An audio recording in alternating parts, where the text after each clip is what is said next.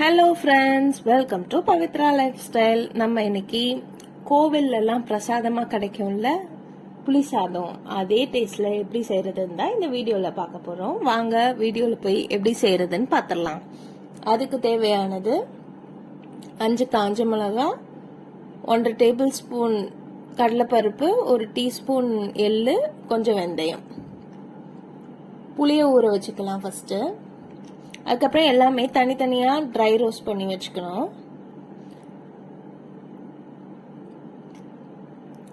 எல்லாமே golden brown அளவுக்கு வறுத்து வச்சுக்கலாம்.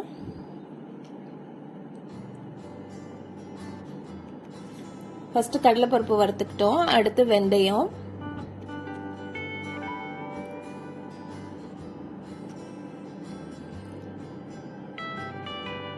வெந்தயம் 1/4 டீஸ்பூன் ஆட் பண்ணாலே போதும். எள்ளு இந்த மாதிரி நல்லா பொரியும் போது எடுத்து வச்சுக்கலாம். காஞ்ச மிளகாய் ஆயில் போட்டு வறுத்துக்கலாம்.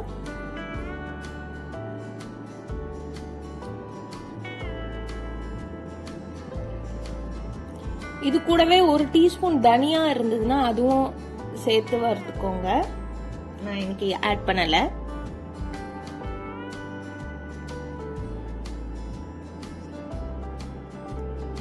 இப்போ 2 டீஸ்பூன் அளவுக்கு நல்லெண்ணெய் ஆட் பண்ணிட்டு கடுகு போட்டுக்கலாம். நல்லெண்ணெயில சமைச்சிங்கன்னா இந்த மாதிரி வெரைட்டி ரைஸ்லாம் டேஸ்ட் நல்லா இருக்கும். ஒரு காஞ்ச மிளகாய் போட்டுக்கலாம்.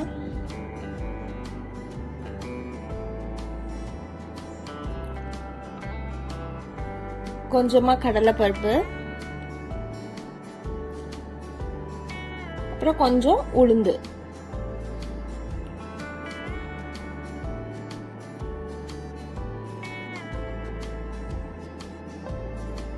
நல்லா வறுத்துக்கலாம்.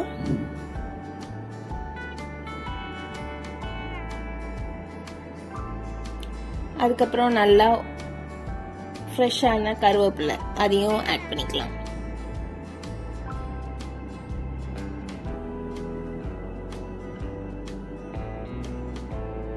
இது கூடவே பெருங்காயம் தூள் ஆட் பண்ணிக்கலாம். 1 டீஸ்பூன் அளவுக்கு ஆட் பண்ணியிருக்கேன். இது எல்லாமே இந்த எண்ணெயில வதங்கட்டும்.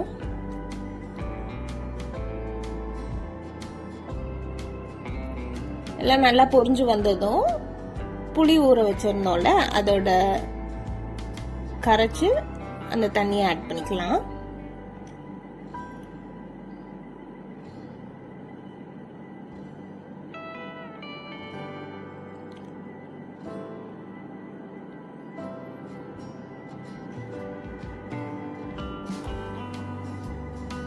இந்த புளி தண்ணி கூடவே மஞ்சத்தூள் ஆட் பண்ணிக்கலாம். ஒரு சின்ன ஸ்பூனுக்கு 1/2 ஸ்பூன் ஆட் பண்ணிக்கலாம். இந்த டிஷ்க்கு தேவையான அளவு உப்பு அதையும் ஆட் பண்ணிக்கலாம்.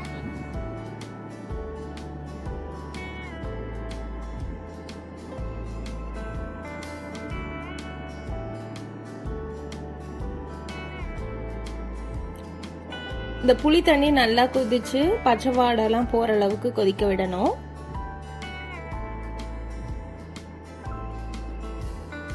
இது நல்லா கொதிக்கும் போதே ஒரு சின்ன துண்டு அளவு வெல்லம் இதை ஆட் பண்ணிக்கணும் கண்டிப்பா. அப்பதான் அந்த கோவில்ல எல்லாம் கிடைக்கிற டேஸ்ட் நம்மளுக்கு கிடைக்கும்.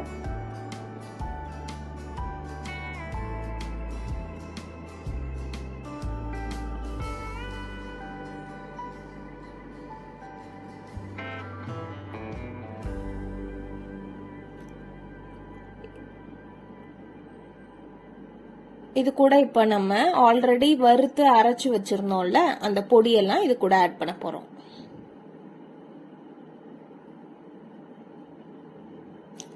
மிளகாய், கடலைப்பருப்பு, வெந்தயம், எள்ளு எல்லாம் வறுத்திருந்தோம்ல அதை ஆட் பண்ணிக்கலாம். அதை ஆட் பண்ணி நல்லா கலந்து கெட்டியானதும் பீனட் நல்லா தோல் உரிச்சு வச்சிருக்கிறோம் அதையும் ஆட் பண்ணிக்கலாம்.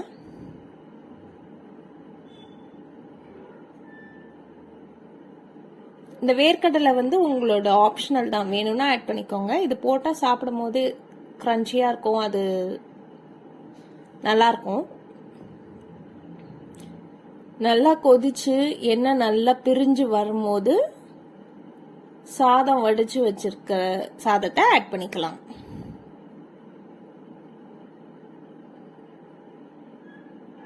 இது சாப்பாட்டு அரிசி தான்.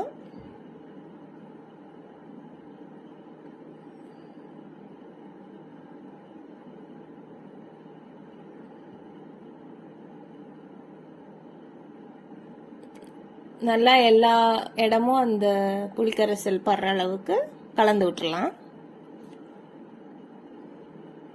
நல்லா கலந்து விட்டதுக்கு அப்புறம் லாஸ்டா 1 டீஸ்பூன் அளவுக்கு நல்லெண்ணெய் ஆட் பண்ணுங்க. டேஸ்ட் ரொம்ப சூப்பரா இருக்கும். கண்டிப்பா ட்ரை பண்ணி பாருங்க. கமெண்ட்ல எப்படி இருந்ததுன்னு சொல்லுங்க. இதுவரைக்கும் நம்ம சேனலை சப்ஸ்கிரைப் பண்ணலன்னா மறக்காம சப்ஸ்கிரைப் பண்ணிக்கோங்க. உங்க ஃப்ரெண்ட்ஸ் அண்ட் ஃபேமிலிக்கு ஷேர் பண்ணிக்கோங்க. பாருங்க எவ்வளோ சூப்பரான புளி சாதம் ரெடி ஆயிடுச்சுன்னு. இதுக்கு அப்பளம் இல்லை தேங்காய் துவையல் எது வச்சு வேணாலும் சாப்பிடலாம். கண்டிப்பாக ட்ரை பண்ணி பார்த்துட்டு எப்படி இருந்ததுன்னு சொல்லுங்க. நெக்ஸ்ட் ஒரு வீடியோவில் பார்க்குறவங்கள பை பாய்.